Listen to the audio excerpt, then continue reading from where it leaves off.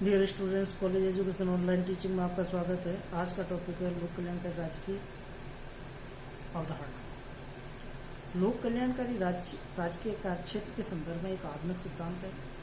एक ऐसा राज्य है जो अपने नागरिकों के चहुमुखी विकास के लिए अधिक से अधिक कार्य करता है।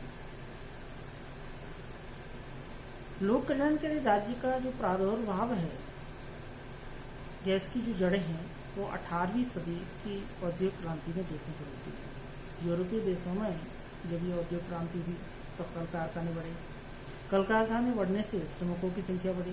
श्रमिकों की संख्या बढ़ने से गंदी बस्तियां बढ़ी, बेकारी बढ़ी, बीमारी बढ़ी, बेरोजगारी बढ़ी और मजदूरों को कम से कम मजदूरी दी जाने लगी। तो ऐसी स्थिति में मजदूरों की स्थिति बड़ी शोचनीय थी। मजदूरों की इस दुर्दशा में सुधार करने के लिए कानूनों का निर्माण किया गया, सामाजिक सुधार के कानून लागू किए गए। तो इस सामाजिक न्याय के संदर्भ में राज्य के द्वारा जो सुधारात्मक प्रयास किए गए, उन सुधारात्मक प्रयासों के कारण लोक कल्याणकारी राज्य की धारणा का विकास हुआ।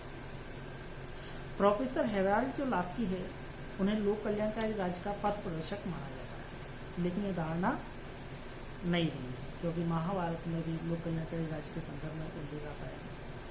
लोक कल्याणकारी राज्य व्यक्तिवाद व समाजवाद का मिश्रण माना जाता है। कुछ विद्वान से व्यक्तिवाद, समाजवाद और प्रजातंत्र का मिश्रण नहीं मानते हैं, लेकिन ये व्यक्तिवाद की तरह व्यक्ति की स्वतंत्रता का हनन नहीं करता है और समाजवाद की तरह ये नागरिकों के विकास के लिए अधिक से अधिक कार्य करता है। इसका जो मुख्य ध्येय है वो नागरिकों को सुखी समृद्ध बनाना है।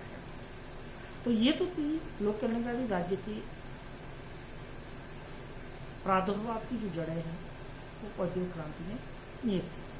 अब देखिए, लोक कल्याणकारी राज्य है, उसके उदय के लिए कौन कौन से कारण थे। तो लोक कल्याणकारी राज्य के उदय के लिए जो पहला जो कारण है वो है व्यक्तिवाद की विरुद्ध प्रतिक्रिया। व्यक्तिवाद के सिद्धांत के अनुसार राज्य के कार्यक्षेत्र को सीमित कर दिया गया और राज्य के द्वारा अहस्तित्व नीति को अपनाया गया। लेकिन इस औद्योगिक क्रांति के अंतर्गत पूंजीपति मालिकों के द्वारा मजदूरों का शोषण किया जाने लगा, मजदूरों से अधिक काम लिया जाने लगा, मजदूरों को कम से कम मजदूरी दी जाने लगी। तो ऐसी स्थिति में महसूस किया जाने लगा कि मजदूरों की दुर्दशा को ठीक करने के लिए, मजदूरों की दुर्दशा को सुधारने के लिए राज्य के द्वारा कानूनों का निर्माण किया जाना चाहिए, राज्य के द्वारा अहस्तित्व की नीति को त्यागना चाहिए और राज्य के द्वारा सक्रिय रूप से हस्तक्षेप करना चाहिए। तो इस प्रकार से हम देखते हैं कि व्यक्तिवाद की विरुद्ध प्रतिक्रिया के कारण लोक कल्याणकारी राज्य का। दूसरा है मार्क्सवादी साम्यवाद का। साम्यवादी जो विचारधारा है, इस साम्यवादी विचारधारा से पाश्चात्य जो पूंजीपति देश थे वो भयभीत हो गए और महसूस करने लगे कि यदि पाश्चात्य पूंजीवादी लोकतांत्रिक व्यवस्था में यदि परिवर्तन नहीं किया गया, बदलाव नहीं किया गया, तो साम्यवाद का प्रभाव जो बढ़ रहा है उसको रोकना असंभव है।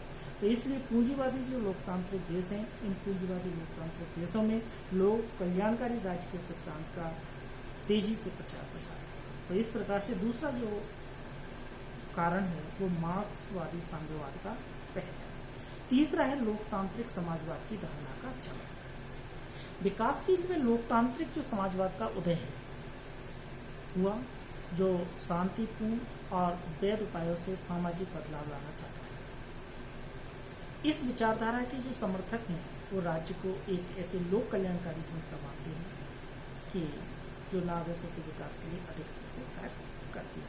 ये राज्य की सहायता से समाजवाद की स्थापना करना चाहते हैं। तो इस प्रकार से तीसरा जो कारण है वो लोकतांत्रिक समाजवाद की धारणा का चलन है। चौथा है निम्न वर्ग अर्थ। आधुनिक युग जो है वो लोकतंत्रात्मक और लोकतंत्र में सामान्य जो जनता है इसकी उपेक्षा नहीं की जा सकती। इसलिए राज्य के द्वारा अपने कार्यक्षेत्र का विस्तार करना पड़ा और जन कल्याणकारी योजनाओं पर काम करना पड़ा।